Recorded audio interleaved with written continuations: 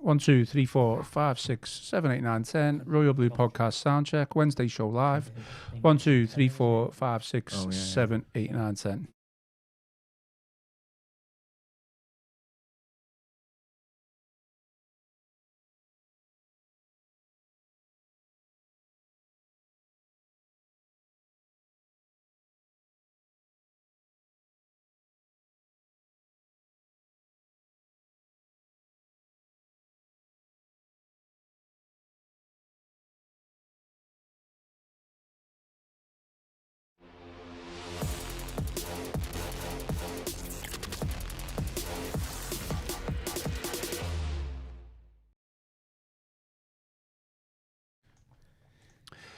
Hello and welcome to the Royal Blue Podcast. It is the Wednesday show. We are live and I am your host, Ian Croll.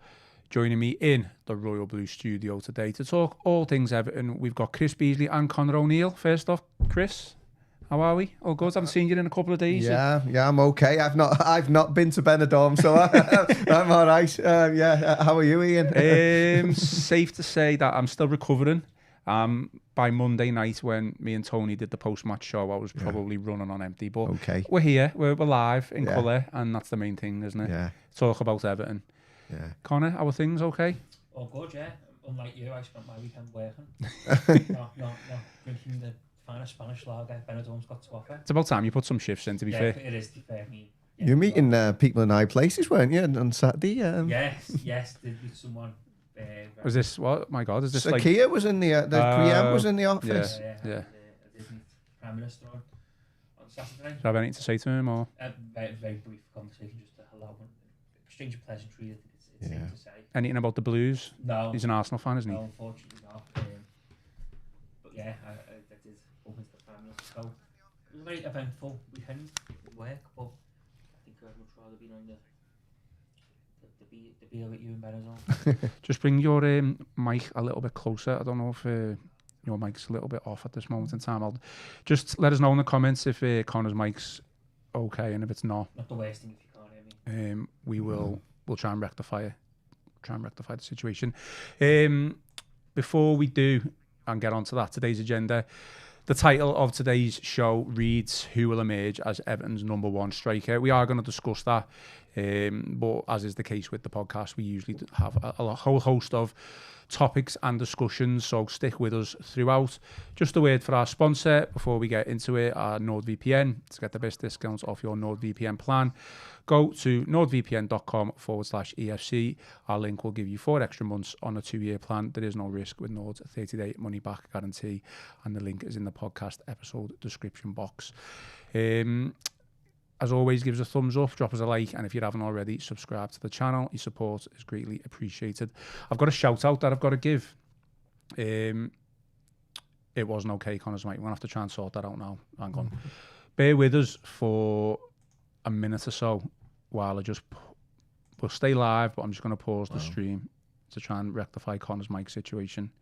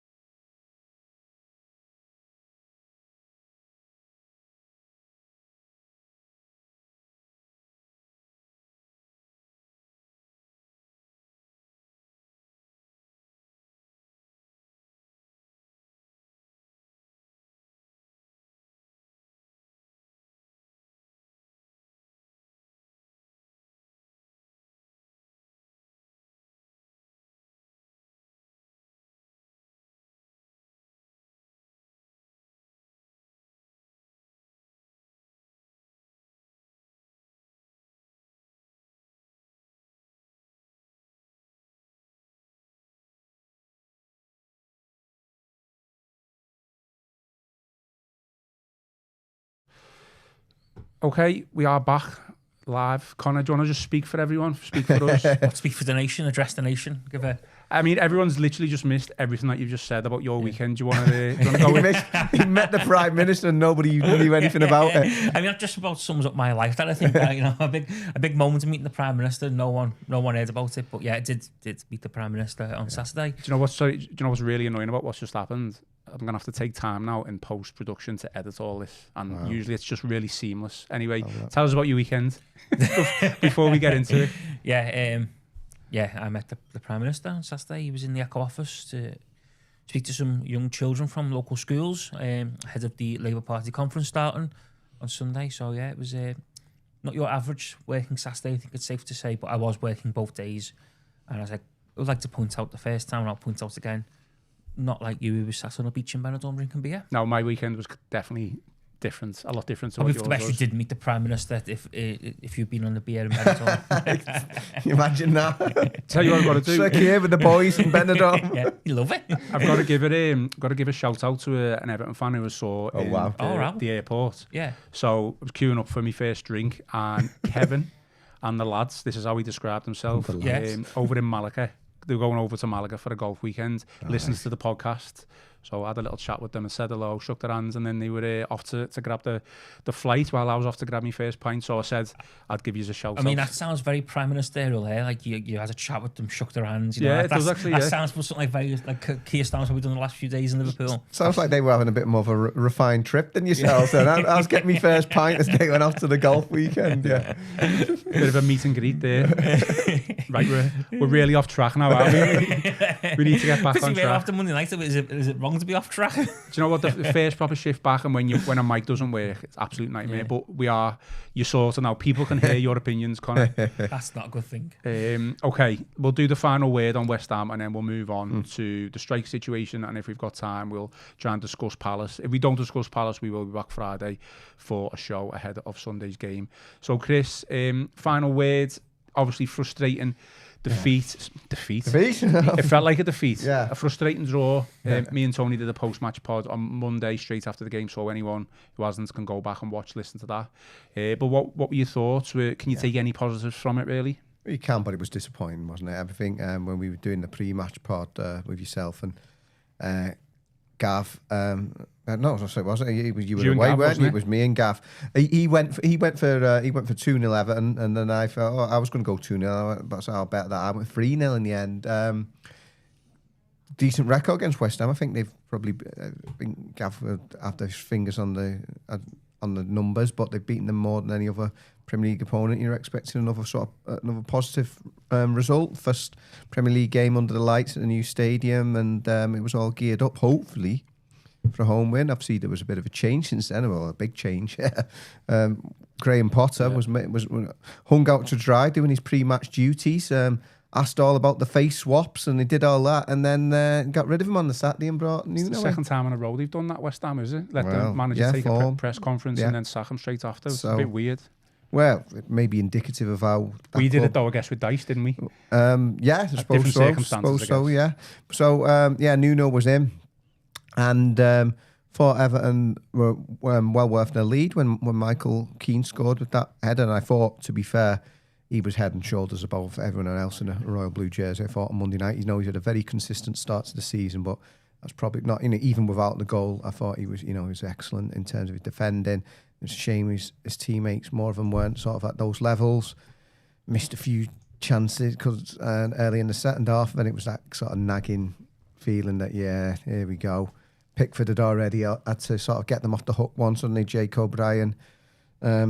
Sloppy back header was intercepted. Pickford instinctive saved, but then just a couple of minutes later, Jarrod Bowen, who a player I've always liked, voice admired. I think he's been one of Moyes' best buys for wherever David Moyes has been. Unfortunately, came up trumps there and got the equaliser, and it all felt a bit flat really. I felt, considering how they'd started the game as well and those expectations going into it, because as well as they did before the last international break, you're now depending on beating Palace, who are unbeaten, just defeated Liverpool as well, to get the only win between the last international break and this next one. So just disappointing and frustration. They're just the way things petered out really for me. I mean, what Chris was saying there, I completely agree with in terms of how we started the game. I didn't think, although it was only 1-0, one goal in it, I didn't think we were in massive trouble. Second half started even, but then West Ham gradually got themselves in the game, and we know Jake O'Brien, I gave him the benefits of the doubt with the player ratings, but he did have a torrid time. I know you gave him a 5, didn't you? Yeah, because of that, yeah. I don't think you can argue too much with that. But how disappointed were you starting the game solidly, fairly well, getting that goal, and then just letting West Ham back in the game, but then not reacting, following on from that either? Yeah, I think what Chris said there, he just nailed it, in terms of how the game went and how everyone was feeling afterwards. I think I wrote in the blog actually during the game that the longer it stays 1-0, the more West Ham are going to grow confidence in this, because they're not out of it, and if they get one chance, they've got the quality to take it, because I thought some of them was really good, really bright. Bowen's obviously always a threat, isn't he? I think, Chris is right there. I think he has been one of Moyes' best bars, and I've often said this, I know it's an easy thing to say, but you do think if Moyes would have come back to Everton a little bit earlier, he'd been someone who Moyes would have snapped up a Hull all them years ago when, obviously West Ham took the gamble, when everyone else seemed a little bit kind of not sure maybe that he was worth the money, but he's been worth every penny, I think, that West Ham was spent on him. And, he probably one of the few players outside the top 6 who gets into one of the top 6 teams. Paquette is always quality as well, and you just felt that if West Ham got a chance, it was whether they could take it. Obviously, I know the goal takes a deflection off Michael Keane, but it's a great finish, and Bowen knows exactly what he's doing. Then after that, I thought Everton were hanging on a little bit. I think there was a few heart-mouth moments, wasn't there, where they didn't quite clear, and there was a few last-ditch blocks. And I know Garner has an effort towards the end, doesn't he, which is saved by Areola, but you never really thought Everton would threaten, did you, after it went 1-1? And if anything, sat there, at Hill Dickinson Stadium, I think we could all agree that once it went 1-1, if there was going to be a winner, it wasn't going to be coming from Everton, it would have come from West Ham. So, in the end, probably a draw was a fair result, but it was just disappointing, I think, in how Everton perhaps didn't kick on after they took an early lead, and they didn't. But we're saying that, it goes back to that old age saying you've got to take your chances.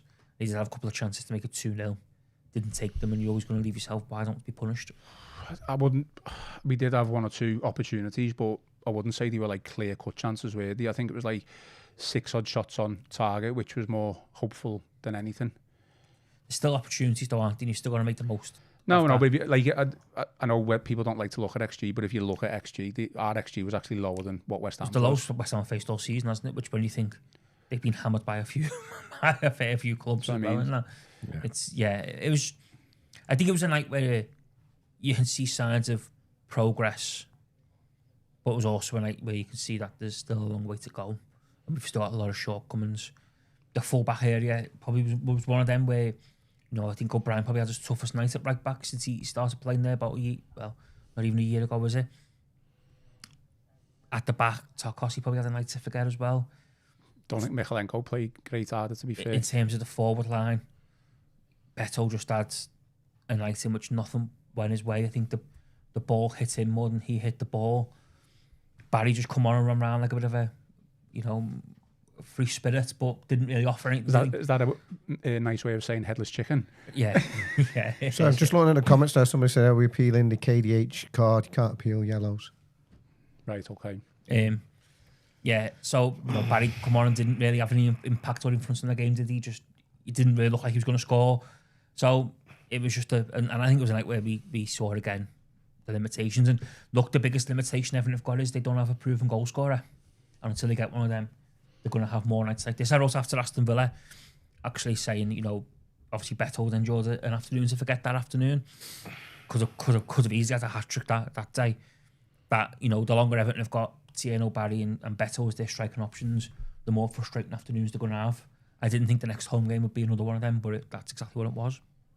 I think what we'll come on to, and what I get to by the end of this pod, is like perspective on things, because I came out of the game on Monday really frustrated, to the point of almost being not annoyed, but just getting there with that draw is really, it should be seen as a poor one, even though how far we've come. And there are shortcomings, and there is things that over time we're going to have to change, and hopefully that can happen. there is positives though, Chris, like in terms of if you look at Michael Keane's performance, if you look at James Garner's performance, want to stick with them too just for the time being. I think Michael Keane stood out above the three defenders. Like we've already said, they didn't cover themselves in glory really, but Keane got his goal. I mean, one of the best headers you'll probably ever see from a defender. Played well as from a defensive point of view as well. And then James Garner just seems to have taken this mantle on as responsibility, I guess, is from my point of view. That's how I see it. Yeah, after the game, I went down to Finch Farm to speak to Michael, so maybe take a bit of credit for that. Gave him a bit of a pep talk. No, but I said to him, no, I'll jump in the part, because he's been playing well. I said, have people been saying to you, Michael, that you're doing well? He says, yeah, Seamus is on all the time saying it. And he says, to be fair, if I'm not, he's saying it to me. So he has been getting the feedback, and it's nice because he deserves it.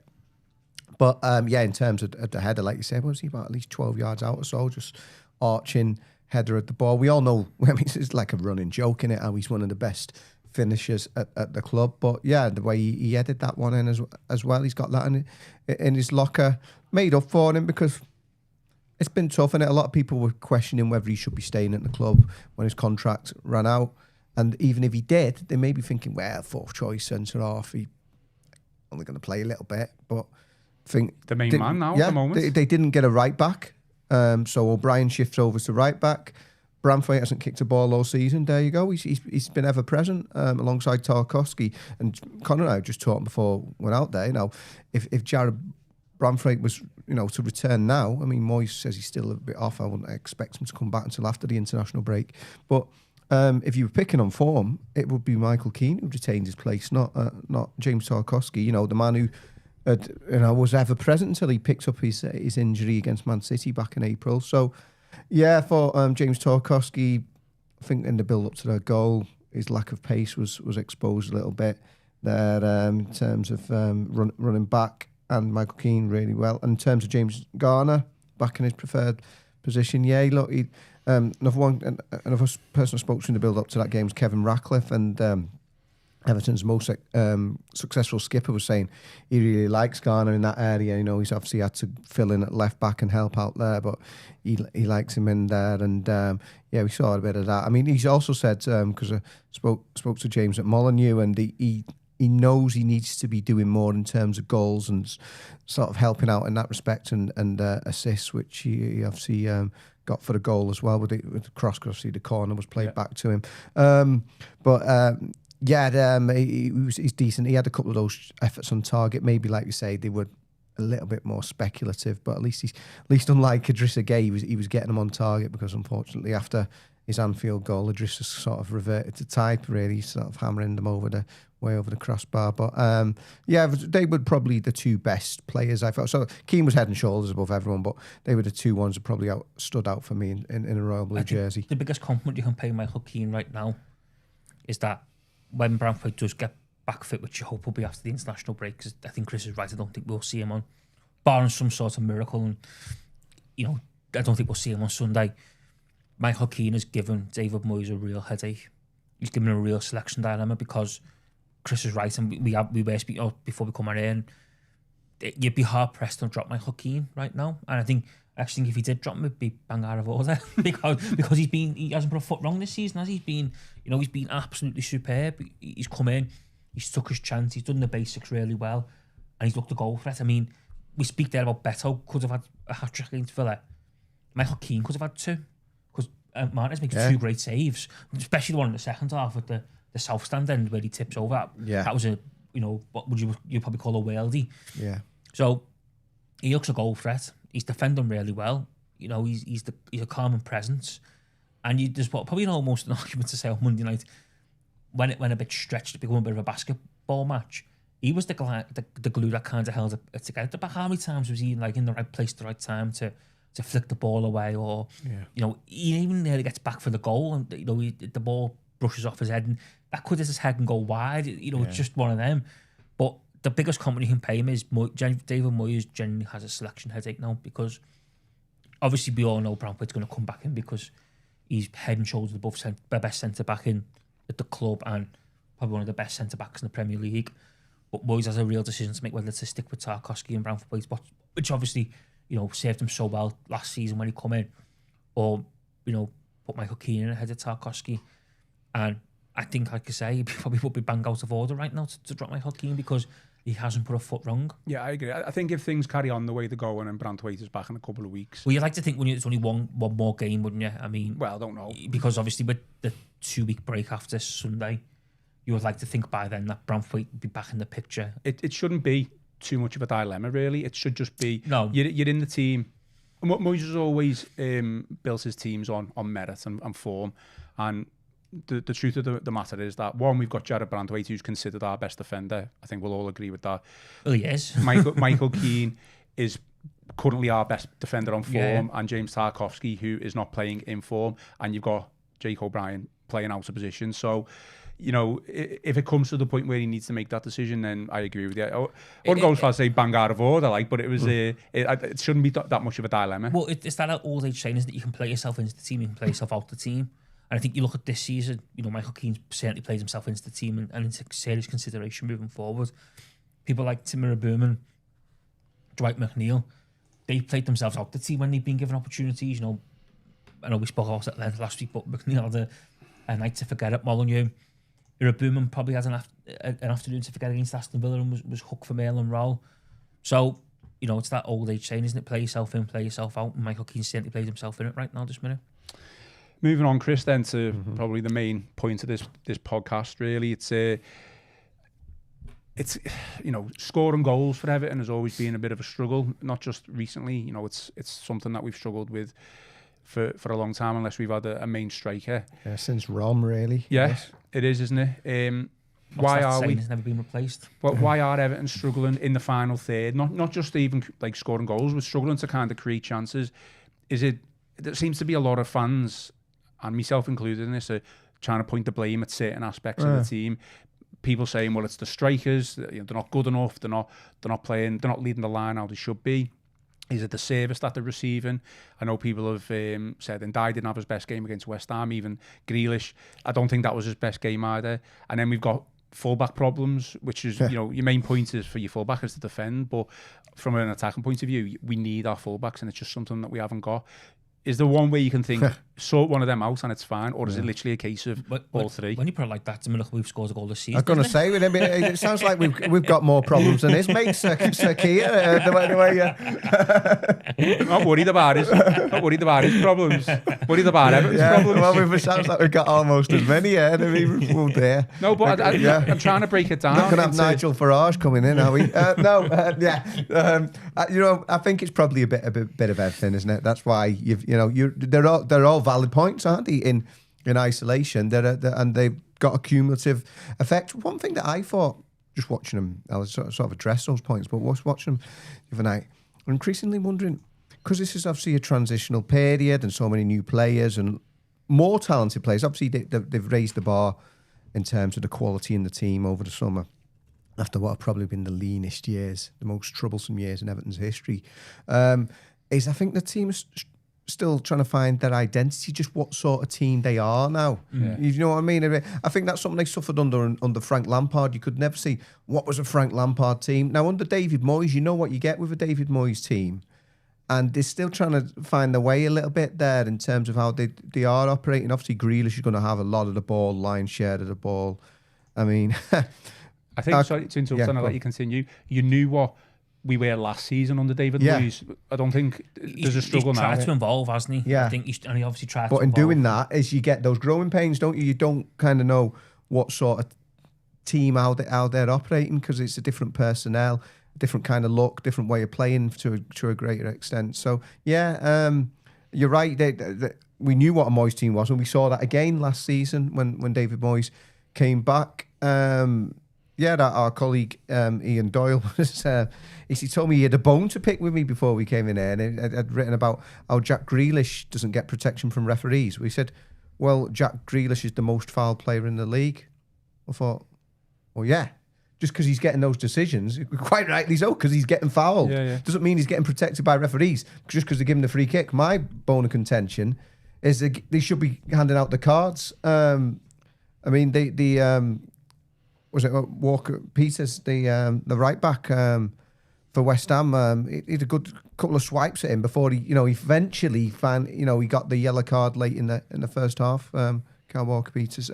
But yeah, my argument was when that happens the first, maybe the second time, he should be putting the yellow card out, protect Jack Grealish in that respect. We know he's winning the fouls because he's getting fouled, but protection for the player is when you actually punish them. I mean, we can go on to Kieran Dewsbury Hall and all that nonsense, but yeah, so I think Everton are trying to find their way. So the ball's going out to Jack a lot of the time, and he does what he does. He deliberately draws him. He likes to play that way. But they're still finding their feet. Like you said, there are issues in terms of the full-backs because Mikalenko's never been most comfortable getting forward. He can do it at times. I think we did see a little bit of that. Certainly in the first half against West Ham, a few overlaps, stuff like that. And Jake O'Brien's really game. He was actually probably better going forward at times, and he was defended on Monday night. But he's not a natural right back, and that's something that I don't think Kevin Ratcliffe said to me. He said as well as he's done. And in many respects, Ken Ratcliffe thought he was actually our player of the calendar year. But then he's not got a right-back brain, though. So he's doing well, when he's being asked to play there, just the same way, I suppose, to a lesser extent. James Garner didn't let anyone down when he was at left-back, but, he's not a natural left-back, and same token neither as Jake O'Brien on the other side. So, yeah, there are quite a few sort of growing pains, I'd call it, as this team's trying to find itself and find its identity, because they have improved the quality, but it's like, how do they actually operate with those better players and bring the best out of them and the strikers, like we said? Well, while I agree with what Chris said there, I do think the one biggest issue Everton have got is the two centre forwards aren't good enough. Okay, well, let me just jump in first right now, I completely disagree with that. I think it's so easy to have a go at someone who's not playing well and just say they're not good enough. Yeah, they have had poor games. Let's go back to, I'll come to you on a Connor. Let me go back to, in terms of evolving and how David Moyes has changed the team, we can see that he's tried to do that. We've gone, not more of a more possession-based team, but the emphasis has been on us with the ball to try and create chances and get the ball out wide, which completely doesn't suit either striker in Beto or Barry. I don't want to get into the Calvert-Lewin conversation, but let's please not go down. No, but say if we did keep hold of Calvert-Lewin and retain him, then I could argue that, well, I can understand why we're trying to play that way. If anything now, if we knew from the start we were going to play this way, getting the ball out wide, getting crosses into the box, that sort of setup and trying to score goals, then we should have gone all out to keep Calvert-Lewin. Beto and Barry, the confidence is completely shot because we're just not playing to the strengths. If you look at Beto last season, he was when he first came into the team towards the back end when Moyes came in, he was effective, and you'd have to ask yourself, why was he effective? It's because of the way we were playing. We were drawing teams onto us because we were able to sit back. We didn't need that much possession of the ball because, one, we weren't good enough to do it, and that was just creating space for him to run onto. The other problem is that we've brought a £28 million striker in, Tierno Barry, who doesn't offer anything different to what Beto does. He might be slightly better at holding up the ball, but for me, it doesn't mean to say that they're both awful as strikers. I'm not saying they're awful. I think it's just harsh to say that. I'm not saying they're awful. I just think where Everton want to be and what they want to become, there's question marks whether they're good enough to lead the line. Well, quite clearly the way we're playing, they're not good enough to lead the line. But then you look at it and you could say, well, Villa game, for instance, Ndijk puts it on a plate for Beto to score inside the first 5 minutes and he gets it all wrong. That's not. I don't think that's on Beto, wasn't it? Not being able to finish. He missed that chance, but I think you said as well for that one, Chris. You look back at that chance, it wasn't as clear cut as. Come on, he should be at least hitting the target. No, it was a bad miss, but again, it's not like we created. It's not like he's missing a bag full of chances like Calvert-Lewin would have. I think he has missed chances though, Beto. No, I mean like a half full of chances. He might get one a game at this moment in time. My worry a little bit with Everton's forwards is Beto doesn't. You don't feel confident Beto's going to take the chance when he come. And with Barry, I don't think he's really got himself in a position to take a chance. No, he had one against Brighton on the first game. Was it Brighton? He had a chance against Wolves, though, didn't he? He was being given a chance against Wolves. Didn't he play against Mansfield as well? No, but I'm saying, in terms of on the pitch, he doesn't get himself in areas the pitch where he's going to score a goal. He's running the channels, and that's all great. But your job's to score goals. Your job is to get the ball in the back of the net, and unless Everton start scoring more goals, they're not going to win enough football matches. And I just think with Beto, he does get himself in better areas of the pitch to score goals. It's whether he can convert the chances into goals.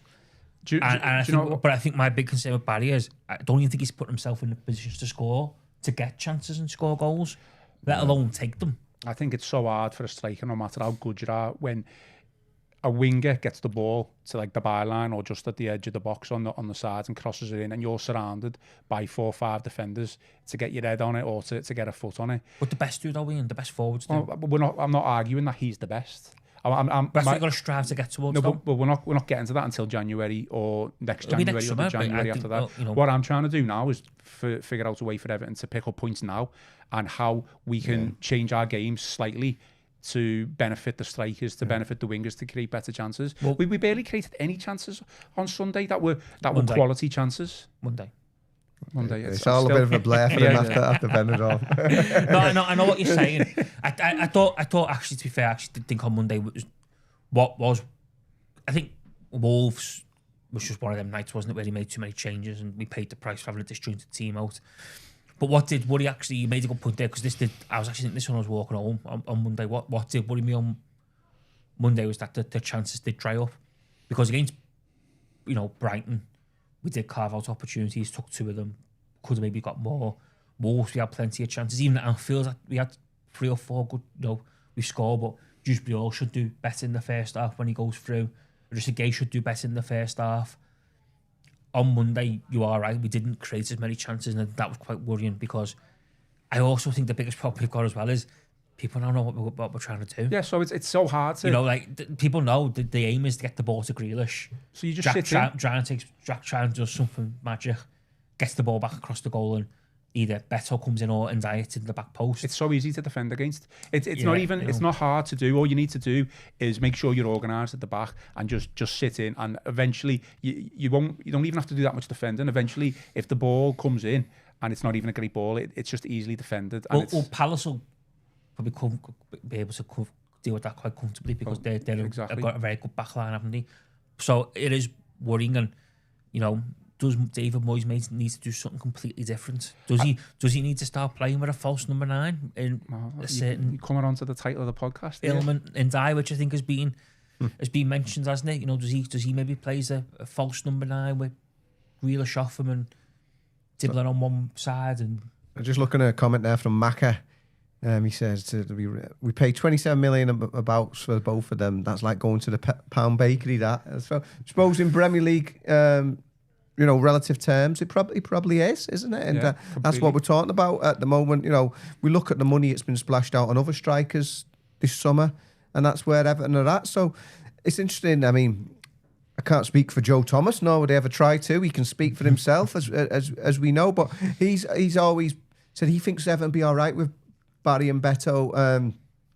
He knows they're not going to be prolific. Well, they do enough, and those players around them are doing enough. Maybe that's all part of Joe's cheery disposition, that everything will be all right. But like you were saying, that they're not awful, but maybe Everton should be playing to their actual strengths a bit more, just get a bit more out of them. Because I suppose the longer it goes on for poor old Tino Barry without getting that first goal as a striker, it just builds, doesn't it? It's already shot. You can see confidence is already shot, and you can see the fans' frustration, and I get it. I also do think, and it not the best time to do it, because we are going into a 2-week international break, aren't we, after Sunday? But David Moyes has probably got a decision to make to just stick with one of them. But I don't think it's a case of just sticking with one of them. No, but I think he's got to stick for a little while and give them 3 or 4 games, 5 games maybe. But if you're going to carry on playing, even if you just do it from like start October to the November international break, which I think we played 5 times, maybe 4 or 5 times, just give them whoever it is a run, because I don't think that they're constantly playing one, bring them one off, and then you look at the Liverpool and Wolves. Beto starts to get hooked at half time for Barry. Barry starts at Boney, gets hooked at half time for Beto. So it's so stop-start for them. I've heard people say that, and I don't really disagree with it. I don't really agree with it, because if you say you give Barry the benefit of the doubt and you say, right, I'm going to stick with me £28 million striker that I bought in summer and give him the go. What happens when we play Palace on Sunday and we're 1-0 down and Barry's playing terrible with like 60 minutes gone?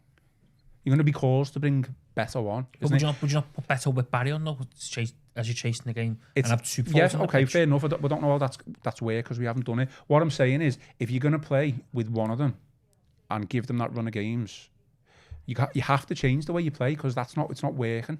And from an attacking point of view. Yeah, this is why David Moyes has paid the big money, though, isn't it? Because he's got to come up with a solution. You know, he's got to find a way to turn things around. But and he certainly wouldn't. If he did go and die, it certainly wouldn't be the first time he's gone down that route. You know, Tim Cahill's played that role in the past. I know he's obviously an aerial presence, Marouane Fellaini to a certain extent. So he's not adverse to using an attacking midfielder in that central role at times, and it might be that he is to go back to that. What about, let me run something both by you. I was thinking about it today.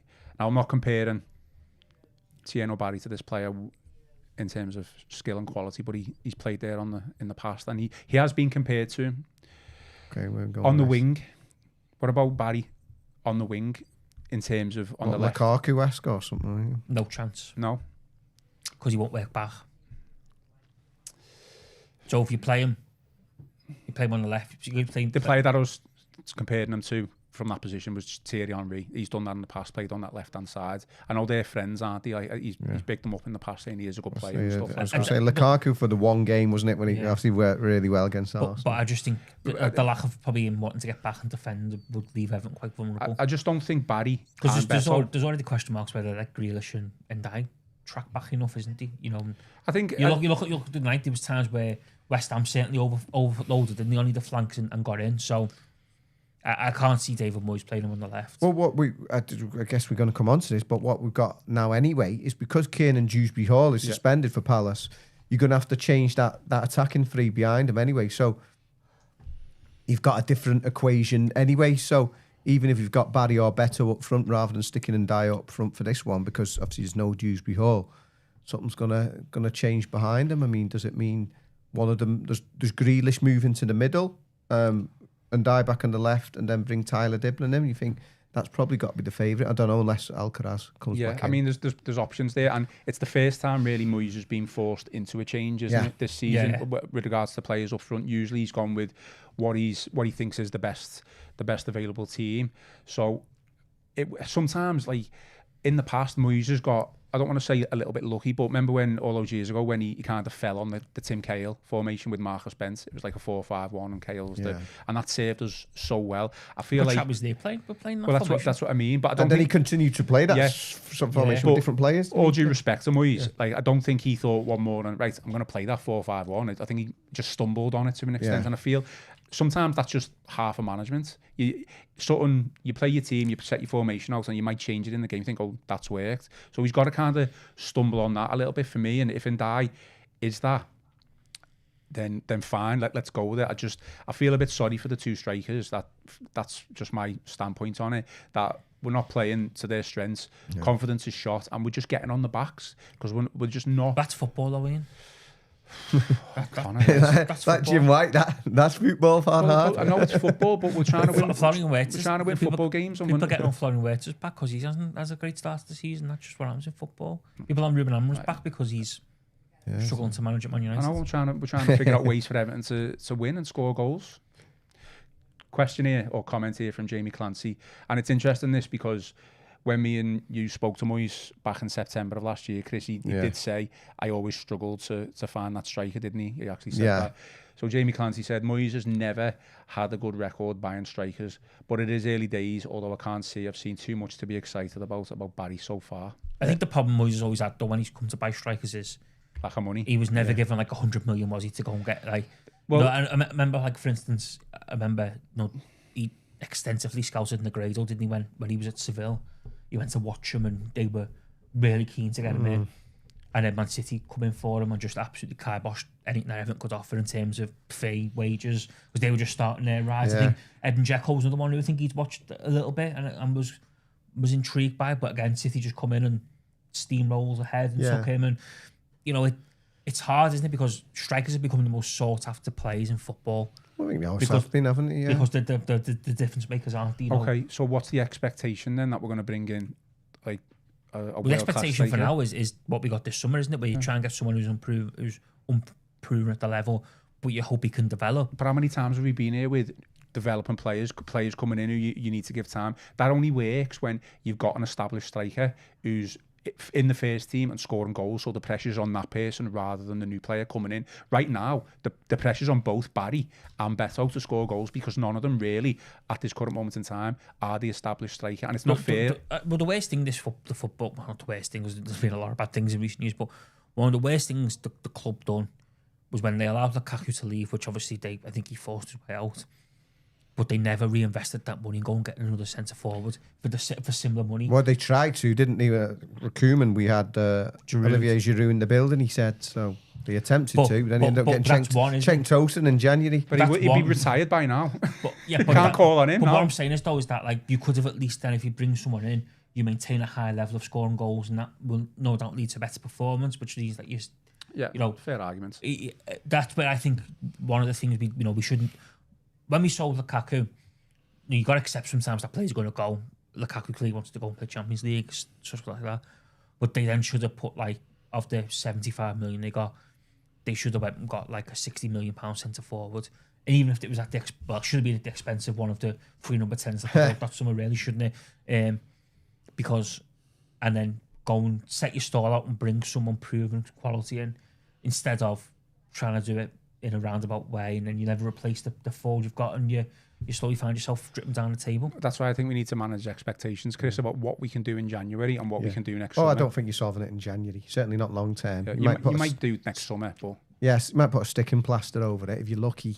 Like it did maybe with Yelovich all them years ago. But even then, no, he got lucky. With great respect, he got lucky with that, didn't he? Because that was when Rangers' financial difficulties were coming in, and they needed to sell. They needed to it was like a perfect storm. So it was almost like, around. I think Everton went with 5.5 million, and Rangers basically were like, well, we can't say no because we need the money in. Yeah. And even he was like a bit of a flash in the pan. He did really well to start. No different to what Tottenham done to Everton, was it, when they got Richarlison in? Pounced on the fact that Everton needed the money for PSR reasons at the time, and were able to, bring her in. So. Yeah, I think it's tough. Can you see Moyes, Chris? Can you see Moyes bringing Ndiaye as the false nine? Can you see him actually doing that? I know you said you've done it with Cahill to an extent. Yeah, I think if it continues the way it is in terms of neither striker convincing, I think I've just actually written a piece, I've probably gone up as we've been talking now, looking at basically looking at all the big numbers of Barry and Beto, who's doing what better than the other and who's actually doing more for the team, because in terms of goals, neither of them are offering much at all. But yeah, if that continues, with them both sort of failing to convince, those calls to at least give Iliman and Dyer a go up there are just going to get louder and louder, aren't they? What I will say on it is I'm not against the idea, but in a way we will still have to try and change the way we play, because if we're getting balls and crosses into the box, isn't Dyer going to get his head on? It's going to be totally different again, isn't it? Yeah. He might be better at holding the ball up and linking the play. I think that's what we're getting at in terms of bringing Dyer in as the false nine, but it would be, it'd be futile to an extent, just whipping balls into the box with Ndiaye as the striker. And you'd also lose a big part of his game, which is that dribbling on the wings, and the way, to be fair, he works really hard winning the ball back in those wide areas as well and starting attacks. So it's sort of pluses and minuses, isn't it? In terms of if those two established centre forwards, the two big men, aren't offering anything up front, you give him a go up there, but you would lose what he does on either flank. So. Yeah, it's the conundrum that he's got to solve, hasn't he? Because one Premier League goal between them both, and it's not good.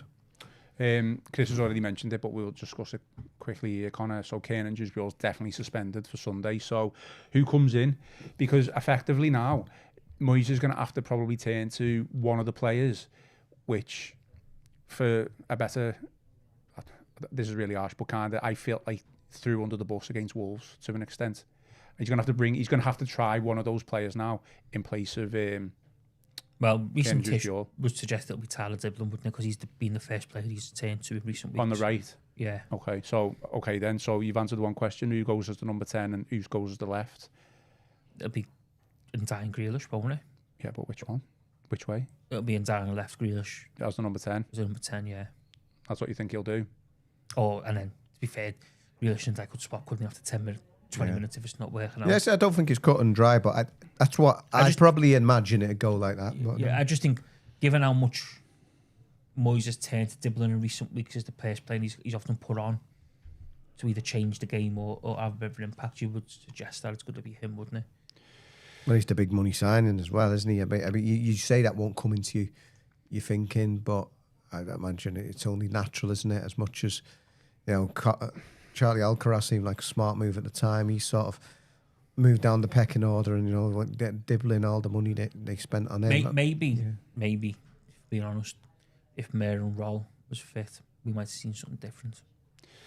Yeah, he's dropped off the face of the earth. Well, he's injured, isn't he? So I mean, Alcaraz is an interesting one. He's just gone down the pecking order. Obviously, he's not doing much in training to obviously impress Moyes. But a comment here from the Blues: Alcaraz scored a fine header away at Newcastle. To be fair, just on that point, I know we've changed and we've got better quality players in, but that was one of Everton's best performances of the season, certainly away performances. And Alcaraz was pivotal to that performance, and he's actually scored a decent goal against Mansfield, to be fair. Got dragged off at Wolves. I thought he was a bit unlucky. He was the best of a bad bunch. Yeah, I thought he was really unlucky. I was flabbergasted at that decision.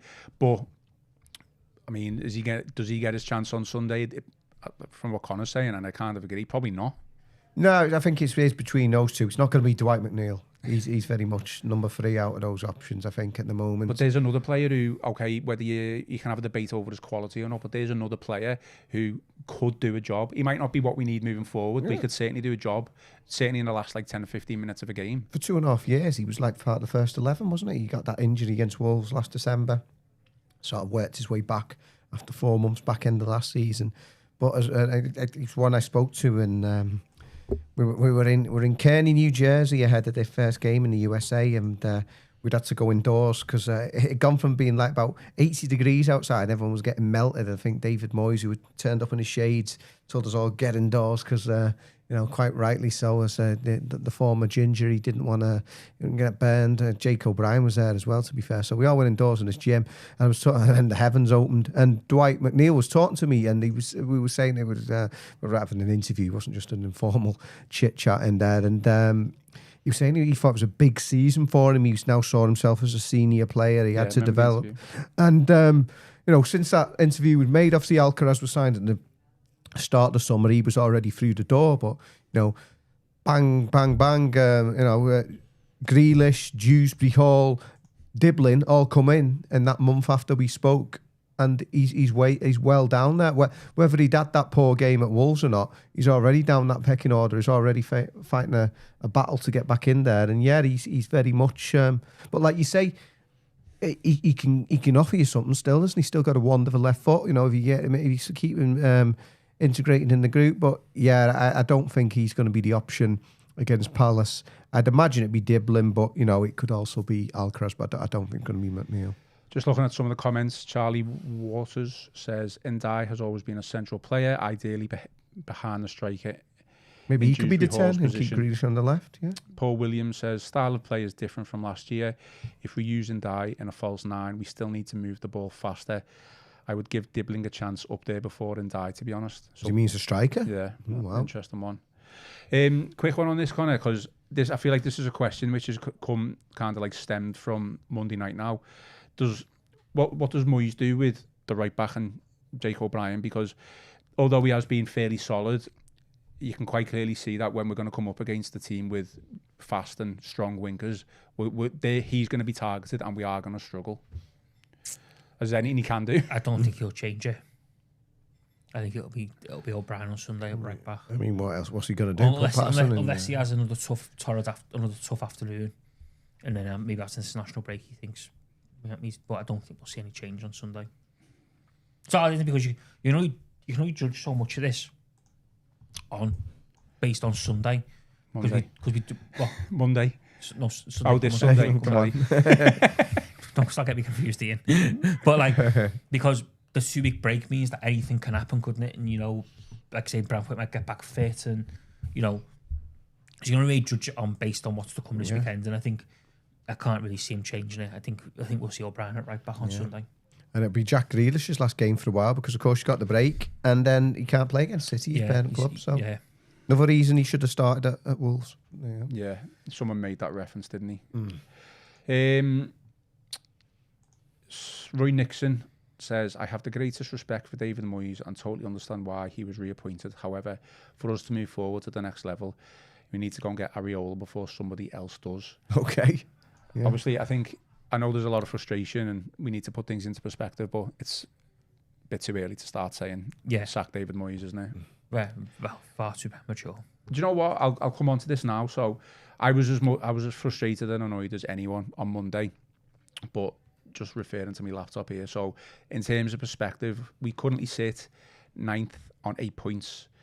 And that means after 6 games, we've had our best start to a Premier League season since the start of the 2021 season, where we sat in 5th. Not on the Rafa.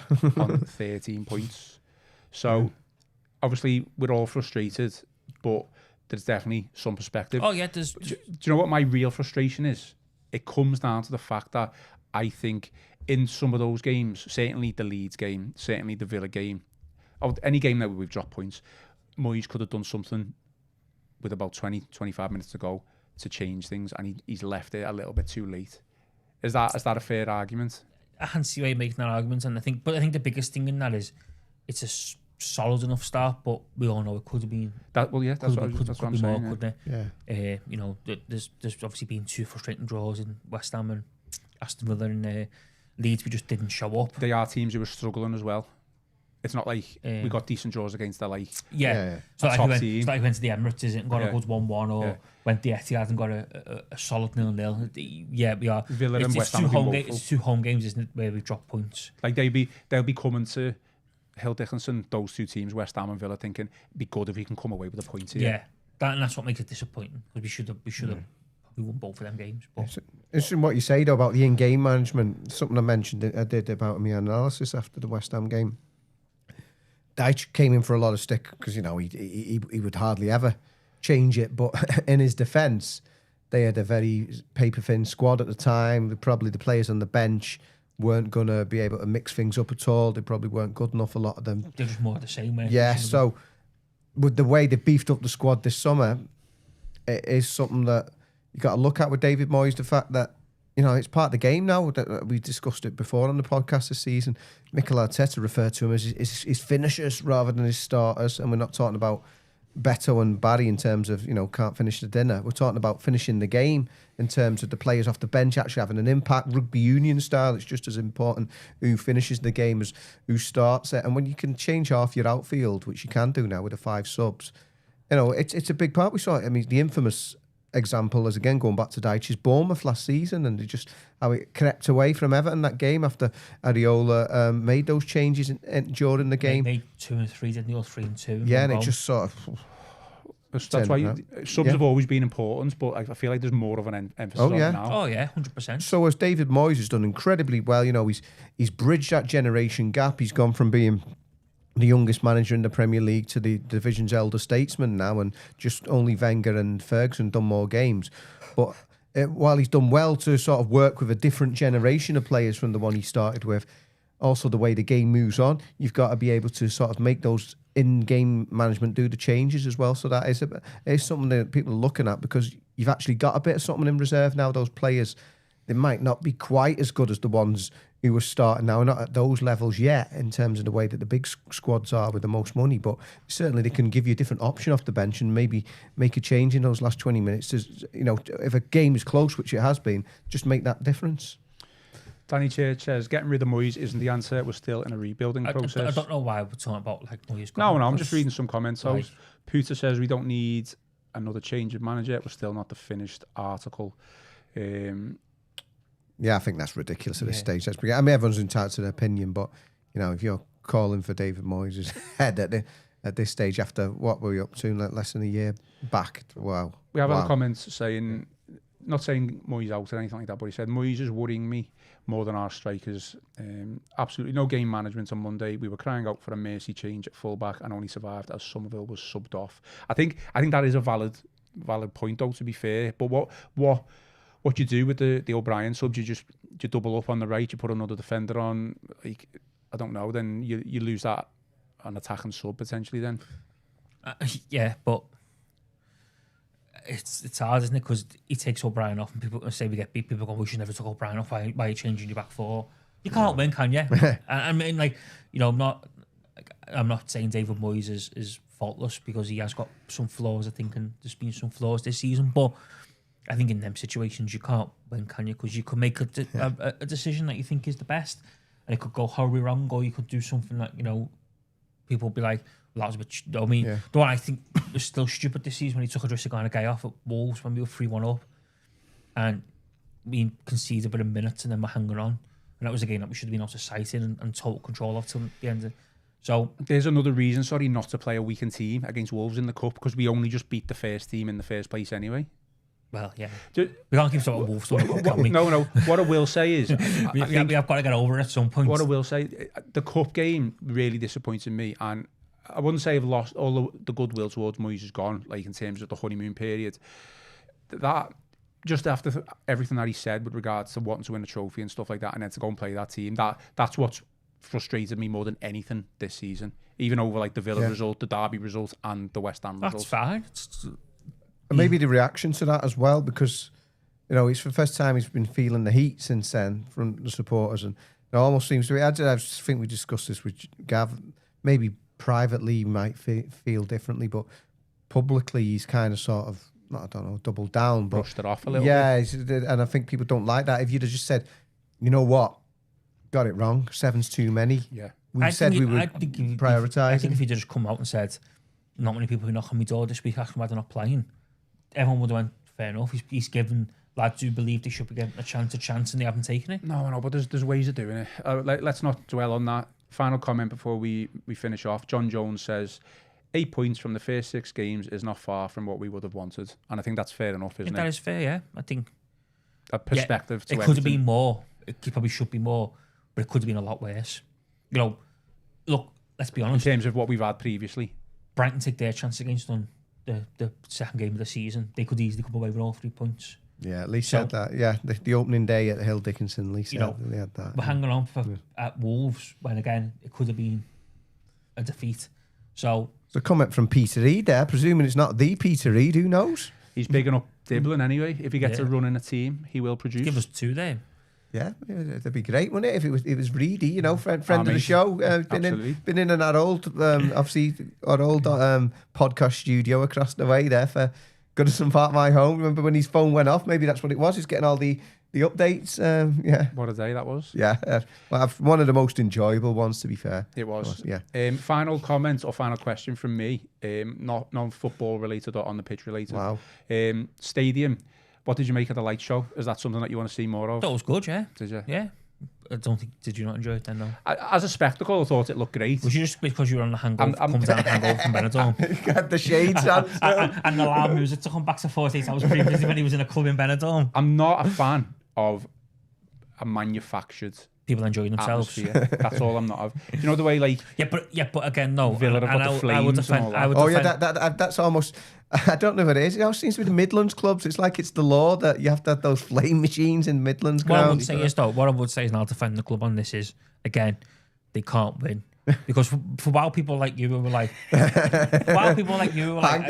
the Benidorm hangover. I don't want to see something manufactured and stuff. There's a lot of other people out there who are saying the club should do more to make the atmosphere better. They should be doing something.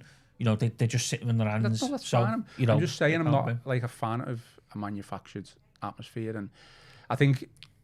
As fans, I think we're allowed to say this. In the past, we've made fun of other teams and fans for that sort of thing. It was not wrong with embracing new things. No, that's fine. Well, I'm going to have to embrace it, Conor, otherwise I'm not going to go, am I? For a long time across the park, Anfield, they didn't even have a scoreboard, so there you go. Did you like it, Chris? But it wasn't as it was given such a big build-up. I don't know. I was maybe expecting a bit more because you had obviously the fireworks. Yeah, had the fireworks in the first day. I don't know what I was expecting. Maybe, but I think obviously safety first these days. And they kept saying, if you suffer from any sort of whatever, to leave the bowl or whatever. I said you could usually just close your eyes. But all joking apart, people got serious afflictions. I don't know. Maybe I was thinking it was going to be a bit more. Maybe I had it in my head that it was given such a big build-up. It was harmless stuff. It didn't offend me, but I just... I'd have had a pint of glow stick in my hands. That'd have been different. Loving it. As a spectacle, I thought it looked great, and I'm sure it'll get even better as time goes on. And I think there's a lot of people talking about how maybe the atmosphere wasn't great and stuff like that. It's all new though, isn't it? Of course it is. I think it's still very early days. Oh, to be fair, just to be a good thing to finish on here, actually, got a piece coming up with the 1878s today because they've had to announce that their big spectacular that they were planning for the Tottenham Hotspur game in late October, they postponed that, and they've been very honest about it. The flags and the banners that they had at Goodison just don't cut it at Hill Dickinson Stadium with the size. I've seen the picture, and that is obviously not their fault. The stadiums, the stand's just huge. Isn't it? It's not too big. I'm not going to say that. It's just absolutely massive. Yeah, so like I said, that Everton and Magic banner, which sort of draped over the upper Gladys down to the lower Gladys, in their own words, looks like a postage stamp in the south stand. So, piece coming up with them. They've got a fundraiser actually happening, and if you go online, you'll be able to see that. But it'll be in my piece too. They've got a fundraiser now at the end of October, where they're going to raise funds because people want to help them out in terms of building they've got to make these new, bigger, expensive banners. So I don't think plans ahead. I think just on the 18th of days, it can never be forgotten how big a role they played in ensuring that the football club remains in the Premier League. And there you go, getting over the line. It was the fans, and they played a big part. They were, instrumental, weren't they? In what they've done some outstanding work. Certainly, the Ipswich game when they done the final display, wasn't it, before the ticket tape? The ticket tape, and that was I thought that was absolutely superb, and was a real throwback to stuff that happened long before I was going to the match as a fan. I could say 1978 World Cup, wasn't it? Yeah. But they have done some fantastic work, and I'm sure everyone will want to get behind them and support them because, like I say, I know it sounds very cheesy and easy to say, but I think they did play a massive part in ensuring that this football club were made in the Premier League because it was the fans who cracked everyone over the line on 2 separate occasions. Yeah. What I'll say is, looking at the picture that they put out, it almost, to me, whether you agree, that they need just 2 big ones that goes above in the upper south and the lower south, because even not the flags. No, well, obviously that's why. I've been told the figures. You're talking big money. No, like if they can get that, then fantastic. Because even some of the big ones that were there, they just still look minuscule to what that stand is, and it's just shows the difference between Goodison and Hill Dickinson. And I think the ultimate goal is to get a tifo at one point, but we'll wait and see about that one. Borussia Dortmund style. Everton have always billed it as the blue wall, following the yellow wall at Dortmund. So who knows? I think somebody sent me a suggestion a few weeks ago. I don't know how they mocked it up on AI or whatever. They said a toffee lady with lasers coming out of her eyes getting a liver bird, and someone had done that. I don't know whether that'll ever get off the ground, but certainly spectacular ideas for an eye-catching display. I don't think that'll get off the ground. No. Well, it wasn't me. I don't know how they've done it. It wasn't a handwritten one. Like I said, AI these days, you can create anything. So there you go. I'm gonna vote for a Barry Beto. Big Barry. Why do you just 2 big heads? Let's call ends the podcast now. Okay, any final thoughts then? Or are we all good? No, all good. Yeah. I just reiterate that last one in terms of look out for that piece, because it's obviously going to explain to you how you can attend the fundraising evening or just make a donation, because see everything helps in terms of creating those big banners. Fantastic. Okay, we will be back on Friday ahead of the Crystal Palace game for a preview show. That is all for today's episode. Please remember to give us a like and subscribe to the channel. Drop us some 5-star reviews on Apple and Spotify. Most importantly, enjoy the rest of your day. Enjoy the rest of your week. I've been Ian Croll, joined by Chris Beesley and Connor O'Neill, and this has been the Royal Blue Podcast.